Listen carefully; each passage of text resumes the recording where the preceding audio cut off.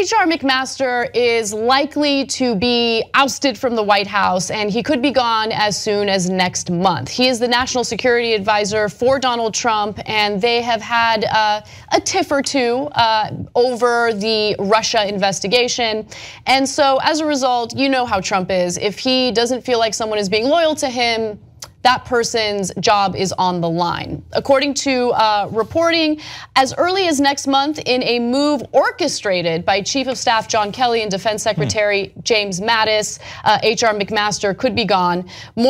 Most recently, McMaster told a forum in Germany that Russian meddling in the election was incontrovertible, and Trump did not like that. In fact, immediately after, he tweeted the following: General McMaster forgot to say that the results of the 2016 election were not impacted by or changed by the Russians, and that the only collusion was between Russia and Crooked H, the DNC, and the Dems. Remember the dirty dossier, uranium speeches, emails, and the Podesta company.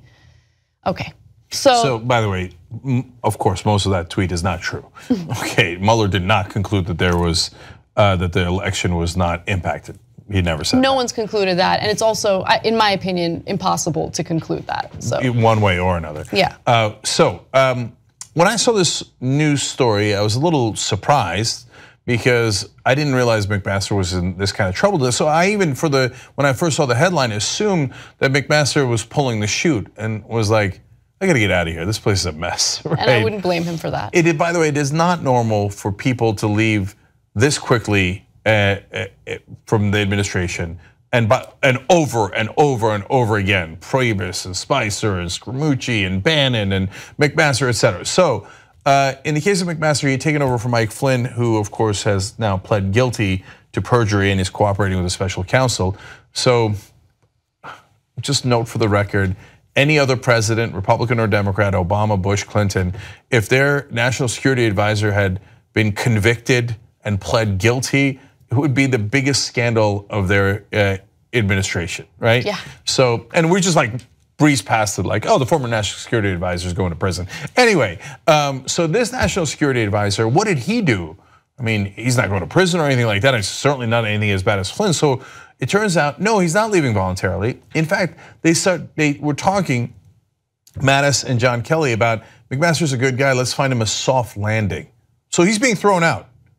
And so they're trying to figure out what part of the military can we sneak him back into so he can get 3 stars or maybe even 4 stars and then retire with some degree of grace eventually, et cetera, right? So why is he being kicked out? It turns out just for saying that the collusion was incontrovertible. That's it. That apparently put Trump in a rage. And he's like, that's it, I want him gone, I want him gone. But wait, do you care how he's actually doing his job? Is he a good national security advisor? Has he helped you with foreign policy? No, he once said one sentence in public that, by the way, is true and everyone else in politics agrees to except Trump. And he's like, that's it, because of it's his ego, it's his ego. He's obsessed with people feeling as though his election was illegitimate and it was influenced by a foreign government, that he didn't earn it. He's obsessed with that, and so, yeah. But Anna, it's not just the ego. You're absolutely right, he's so thin-skinned. I've never seen any person like this, let alone a president or any official.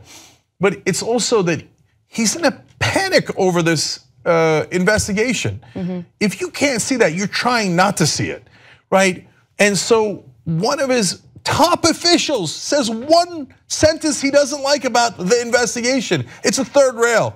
And he's like, yeah, he's gotta go. He's gotta go. By the way, Hope Hicks now gone. And it turns out that Trump was in a rage that she said that every once in a while she had to tell white lies to the president. That's part of the reason she's leaving after the 8 hours of testimony that she gave in the House. And that also touches on the investigation. And they asked her about the investigation for 8 hours. Right. She says one little thing that he doesn't like, she's gone.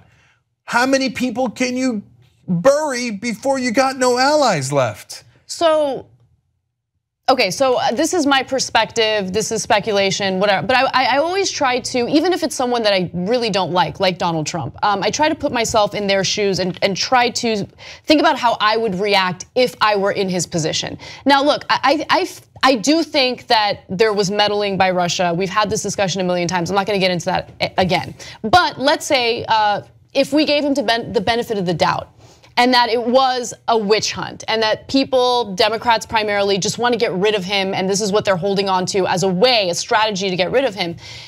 If you feel like it's a witch hunt, and then you have members of your own administration make comments that could be interpreted in any way as attacking you or agreeing with the critics, like I would be furious. So if I was under investigation like that, and someone here made a comment like McMaster did, and I'm not really guilty of anything, yeah, I would be insanely angry about it. It's like, come on, I need people on my team. You know, this is a witch hunt, who's on my team? So that's me giving him the benefit of the doubt. But with that said, it's the way he reacts that makes me agree with you that he's afraid, right? Because he always goes to, no, Russia had no impact, Russia had no impact. And then they're not forthcoming. They lie about things and they get caught up in their lies. It's all very strange. If he was forthcoming from the beginning, if members of his administration were forthcoming from the beginning, and he didn't react the way that he does react in those tweets, then I don't know, I would agree. No, Anna, you're being way overly generous to him. I know you're trying to, but so he's not a normal employer. So first of all, if he was a normal employer, so let's say me, right? So Jimmy doesn't agree with me on Russia. And he has said that, right? Yeah. If I were like, oh, I'm in a rage, right? I'm firing him, right? Okay, I'd be an ass, right? So, but that again would be whatever. You run a company, that's your choice. You have whatever you want to do, right? But he's the president, and that's the national security advisor. For you to fire a person whose job is to protect the country because you didn't like what he said about you in one particular sentence, that's cuckoo for Cocoa Puffs. I know, look, I agree with you. Overall, I agree with you. I'm just trying to provide a different perspective. I don't know why, just for the sake of the conversation. But one other thing I want to add, look, maybe Trump just doesn't see the need for a national security advisor. I mean, he doesn't like national security briefings. He doesn't think it's important. He doesn't pay attention. He spends all his time tweeting and watching cable news. I mean, obviously, I think it's important to have these advisors, but he doesn't value these people. Because it's not about Trump. Exactly. So he doesn't care. Exactly. He's like, North Korea is doing X, Afghanistan is doing Y. Where's the word Trump in these sentences? He doesn't care about the country. He doesn't care about your security. All he cares about is his own orange ass. And then finally, John Kelly just said right before we came on air, he was running Homeland Security, and when all the shakeup happened at the White House, he went over, became chief of staff, and he's like, "Oh man, that was the dream job. I wanted that job. That was just to keep people safe, and that's what I built my career for." He's like, I wound up as chief of staff because I guess I must have done something wrong, and God wanted to punish me. He said that? Yeah. Okay, so now chief of staff is a much higher position. The chief of staff is next to the president, is probably as important as it gets because he controls the president's agenda, helps to set policy. Couldn't be more important. For him to say God punished me by making me Trump's chief of staff, he's like, where's the shoot? Where's the shoot? I got to get out of here. He's gone. Yeah, tomorrow. And by the way, Trump's going to be furious about that. Oh my God, I can't wait for the tweets. Okay, so it's gonna be amazing. Right now, the only reason why he might not immediately fire him is because that wasn't about the Russia investigation specifically. Right. So it didn't touch his third rail.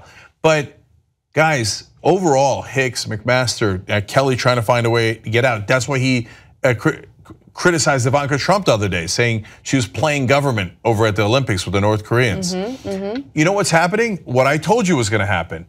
It's devolving, and it's devolving way quicker than people anticipated.